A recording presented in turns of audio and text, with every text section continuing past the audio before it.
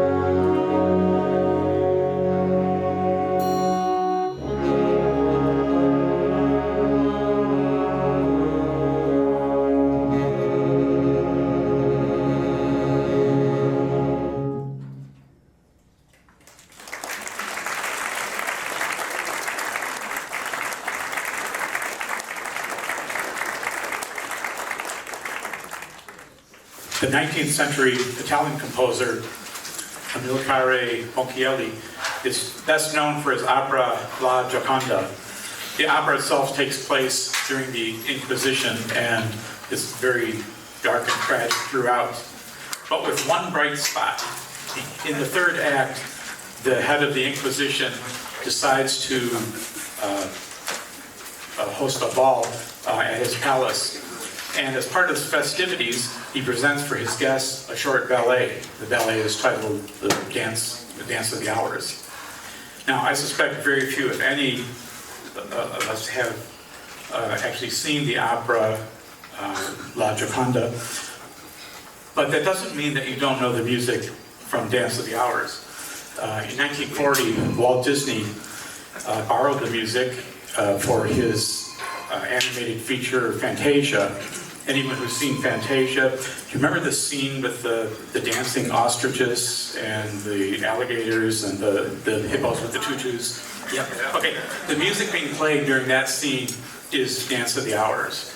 Okay, and anyone who remembers the early 1960s might remember the comedian Alan Sherman. He sang a song about his summer camp experience at Camp Granada called Hello Mudda, Hello Fada. Yeah, that was Dance of the Hours also. So we're going to continue with Dance of the Hours, originally from the Ponchielli opera La Gioconda, but borrowed by Walt Disney and later borrowed by Alan Sherman. Enjoy.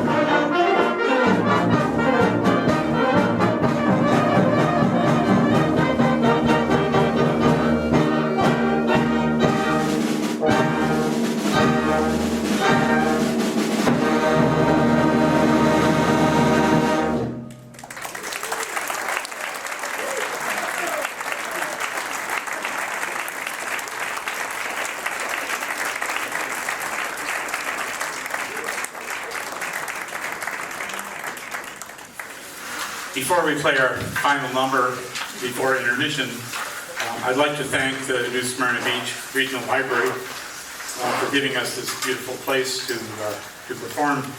We appreciate very much their support of the Daytona Beach Concert Band, as well as their support of community fine arts in general. I'd also like to let you all know that the Daytona Beach Concert Band is accepting new members. My wife and I moved to New Smyrna Beach a little over a year ago, and one of the first concerts that we came to was a concert by the Daytona Beach Concert Band, and it was actually in this exact room. And listened to the concert and contacted them, and by November we were playing in the band and continue to play in the band. It's a really terrific organization. They're terrific musicians, and equally important, they're really a terrific group of people. If you do play a wind band instrument and would like to play in the band, we rehearse on Tuesday evenings in Daytona Beach. If you'd like to contact us, our web address is very simply DaytonaBeachConcertBand.org, DaytonaBeachConcertBand.org. Or feel free to stop by after the concert and talk to us if you have any questions. Our last number on the first half of the program is a medley of songs from the Lerner and Loewe musical My Fair Lady. Based on the George Bernard Shaw play Pygmalion, this is the story of a linguistics professor, Henry Higgins, who makes a bet that he can turn a Cockney flower girl into a refined lady. In today's medley, you're going to hear 4 of the numbers. You'll hear On the Street Where You Live, With a Little Bit of Luck, I've Grown Accustomed to Her Face, and I Could Have Danced All Night. This is highlights from My Fair Lady, and after a short intermission, Lee Knier will be out here to conduct the band on the second half of the program.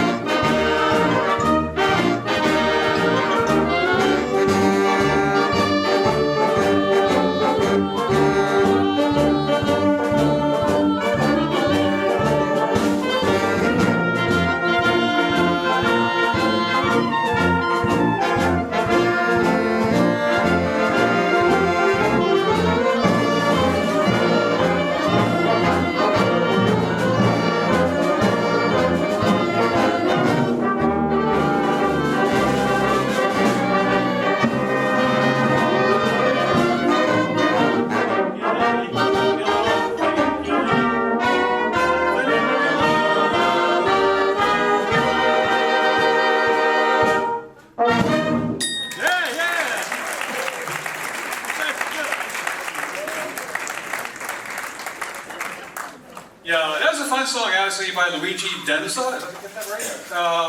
The Italian composer, he just composed that as a song, not an opera, he just did it as a song, everybody liked it, they started singing it all the time. And there may be other words, I just know funiculi, funicula.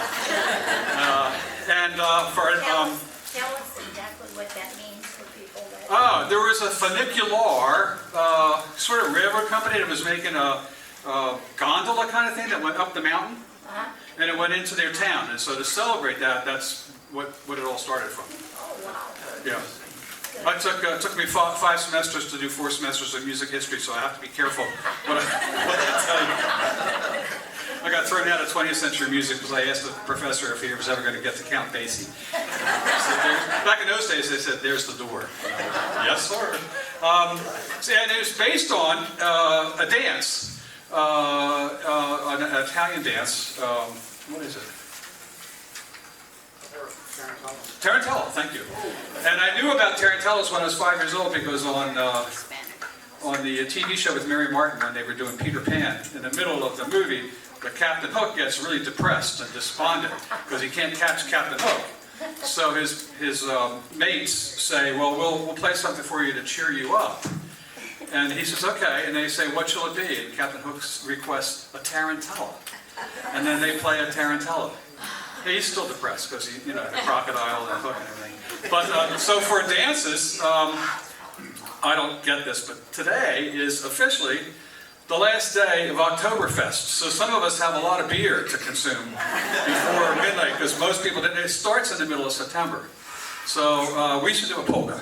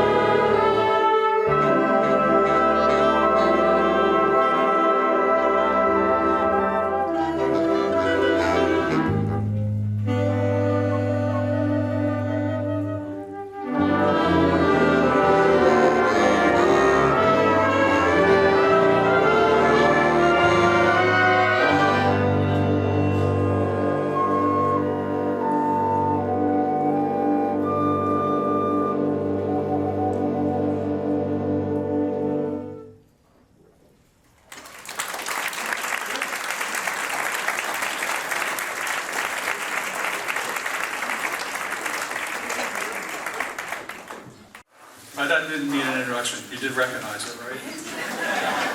Because if we played it badly, you wouldn't know it. My favorite thing about When You Wish, besides a beautiful song, is I think at the end of some of the Disney shows, it was sung by the Cricket, Jiminy Cricket, I believe. And not sung with a trained voice or a beautiful voice. And to me, it's just like so impressive that any voice, any person could sing, and it would touch you. You would feel it. It would almost ruin it if we had a really good singer. But if you were singing along, good for you. That would be fine. That's Jim again on trumpet, and Jim and I we must have been brothers in a different world or something, because we both like to play and we both like to conduct. So it's good to know that. Thank you. And we're going to feature Jim and the rest of the section, and Dave and Scott. This doesn't need an introduction. You should recognize this right away.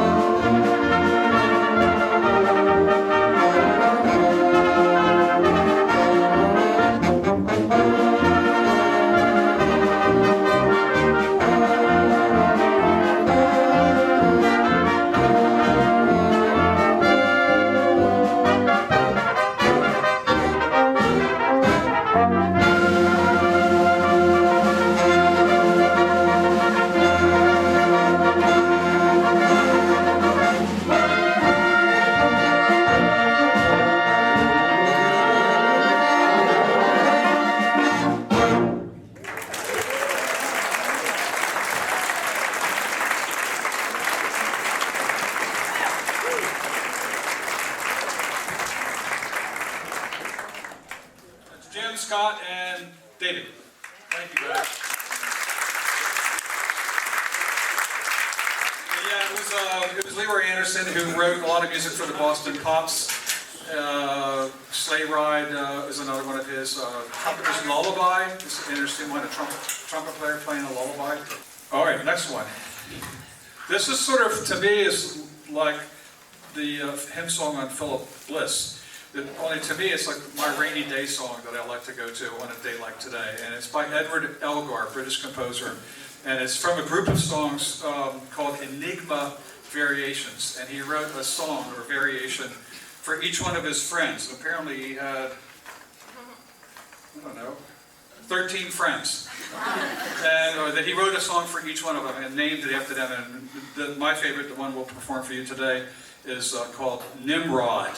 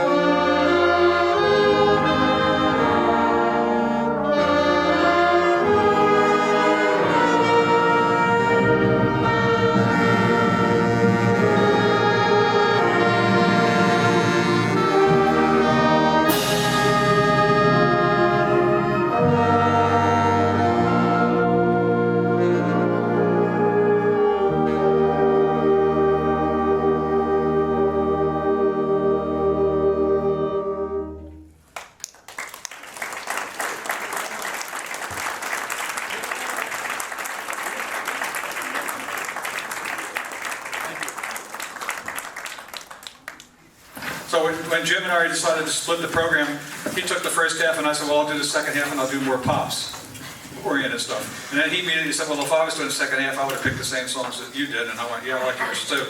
So I called up my granddaughter, or I was with her in Pennsylvania, and I said, give me a good Disney tune. And she said, well, there's this movie called Encanto, and then there's this other Frozen and all sort of stuff, you know. So I went on and started listening to things and picked one that I liked called Encanto. So she was just down here again visiting about a week ago, played a recording of us rehearsing it, and she goes, that's not Encanto. This is normal for me. So I looked at the bottom of the music, it tells you when it was written. This was published in like 1984? 69. 69, oh my God. 89, okay, well, it was still well before Disney's movie Encanto, which means, I think, enchanted or magical. Anyway, so it's by a good band composer, Robert Smith. Robert W. Smith, and it's called Encanto. It has nothing to do with the movie. Hope you like it.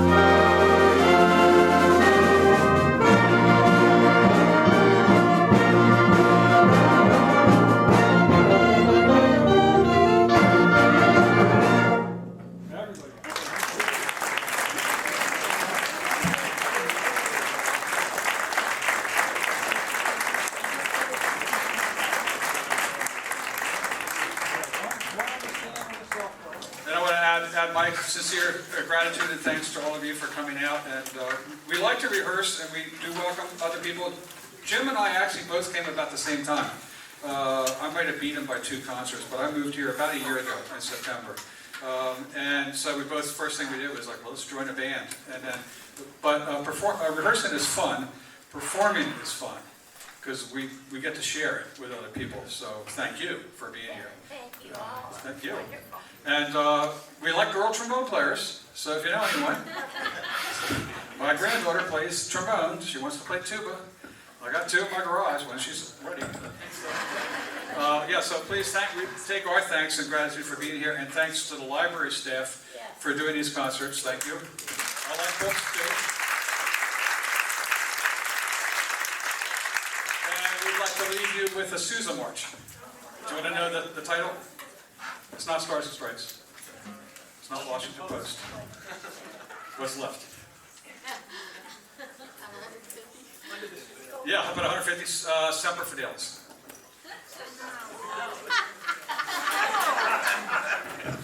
We'll play it anyway. What's wrong with you? The Liberty Bell. You play Liberty Bell, I'll conduct Semper Fidelis.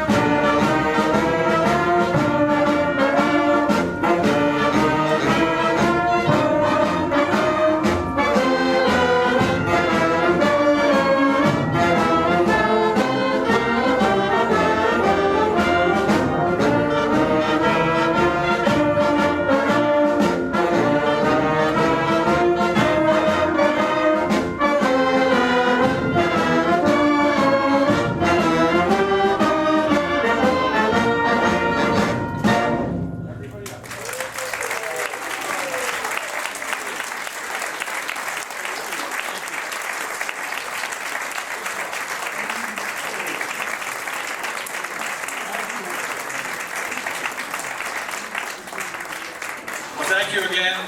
If you have grandchildren or you have friends, my favorite things were watching my 3 children play instruments in band and orchestra and sing in choir. My next favorite thing was watching my daughter play field hockey. None of us parents knew anything about field hockey. Even the mothers didn't know why the refs were blowing their whistles and stuff. And it was just a bunch of girls in skirts chasing the ball around in the field, having a good time. And sometimes that's what we do in middle school band too. So join the band, join the field hockey team, get involved, be in a community, and hope it lasts a lifetime. We can't thank you enough. You've been a wonderful audience. Thank you. Hope to see you all again. Tough crowd.